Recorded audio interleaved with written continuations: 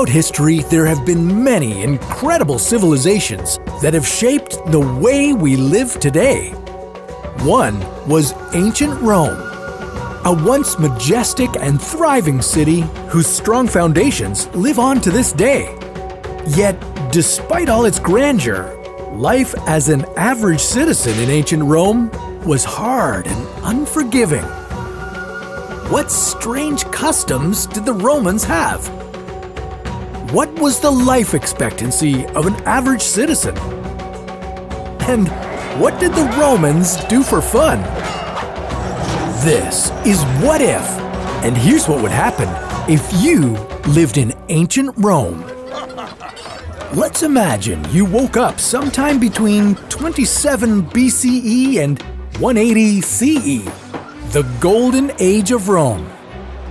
Known in Latin by the Romans as Pax Romana, or Roman Peace.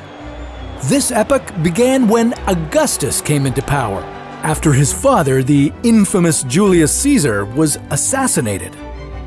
With Augustus on the throne, Rome began a period of rapid development.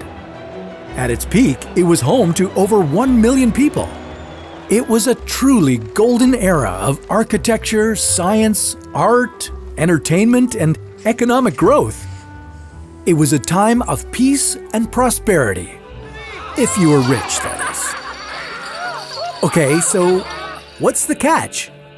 Well, unless you were part of the 1% that controlled 16% of Rome's wealth, life was tough as a citizen. Up to 50% of all Roman children died before the age of 10, and most adults were lucky if they lived long enough to see their 50s. Even though things were peaceful, battles still happened and soldiers were in demand. Roman armies at this point were largely made up of volunteers who were hoping for a better chance at life. Most soldiers came from the poorest social class and were stationed at the borders of the empire where the most trouble was expected. As a soldier, you were able to settle in the land where you were stationed once you retired. And if you were particularly good with a sword or a bow, you might be handpicked to join the special forces designed to protect the emperor, or maybe to climb the ranks as a gladiator. They were treated like celebrities. Well, at least the ones that survived. With a large portion of the men away from home working as soldiers, women gained more autonomy during this period, serving important roles as city councilors, lawyers, teachers, and more. Some women were even gladiators. However, the men in the family still had the privilege of handling the matters of property and finance. Most of the poor lived in cheap wooden houses. Many of them lived in the city slums where crime was rampant. You might find the Emperor Augustus's police force or cohortes urbanae patrolling some parts of the city, but generally, the poorer areas were lawless and dangerous. Whether you were a soldier, philosopher, or senator, most Romans ate a similar diet of bread, cheese, grapes, nuts, olives, and meat. If you could afford it, you could eat out at one of the many bakeries in the city. To wash things down, you'd have the option of thick milk, watered wine, or fruit juice. That doesn't sound too bad to me. After lunch, many Romans went to the bathhouse to swim, play sports, bathe, or get a massage. And dinner was just a few hours later, around 4 or 5 p.m. in the afternoon. Okay, where do I sign up? While many Romans had this luxury, a large portion of them were slaves or clients for rich families. In this patron-client system, people were sold and forced to help with all kinds of work, from hard menial labor to highly skilled jobs like teachers, accountants, and doctors. If they were lucky, their patrons would give them a good dinner and they would go home with pockets full of food. And if they did really well, they would eventually be freed.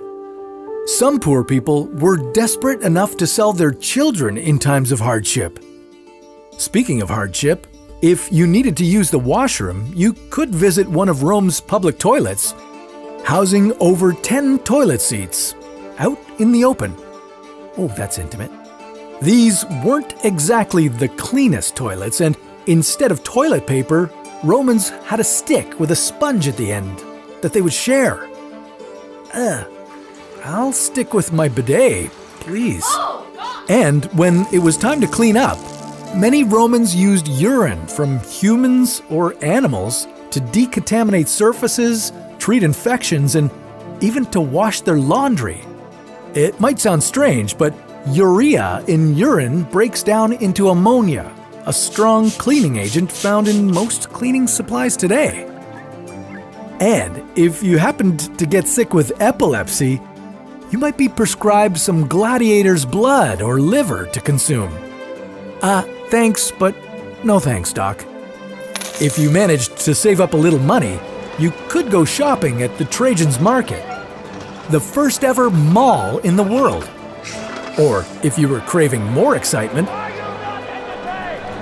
how about a chariot race at the Circus Maximus? Or an epic gladiator battle? Maybe some theater.